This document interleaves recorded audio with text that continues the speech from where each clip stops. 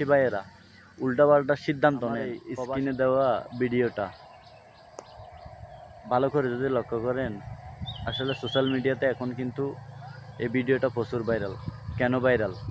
এই ভিডিওটা এই জন্যই ভাইরাল, আসলে একজন প্রবাসী ভাইকে নিয়ে তার মা বাবার কাছে কল দিছে, কল দিয়ে কিছু কথা বলছে, তাকেও কিছু কথা বলছে। সম্পূর্ণ বিস্তারিত আজকের এই ভিডিওতে সম্পূর্ণ বলে দিব। আসলে ফার্স্ট টু লাস্ট দেখলে আপনার খুবই ভালো হবে। যারা প্রবাসী ভাইয়েরা উল্টাপাল্টা সিদ্ধান্ত নেন প্রবাসে থেকে পরিবারের চাপে এবং পরিবারের আত্মীয় স্বজনদের চাপে, আসলে তাদের উদ্দেশ্যে এই ভিডিওটা করা। কখনো পরিবারের চাপের কারণে ভুল সিদ্ধান্ত নেবেন না। কেন নেবেন না? এই ভিডিওটা দেখুন। আসলে এই ভাইটাকে এই পরিবার থেকে প্রচুরভাবে প্রেশার ক্রিয়েট করছে বা নানান আনাম সানাম বলে অনেকভাবে টাকা পয়সা ওর থেকে নিছে বা উনিও দিছে।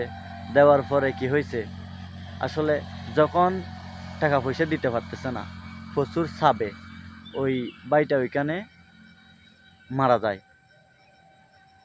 মারা যাওয়ার পরে তো তার বাবাকে কল দিছে।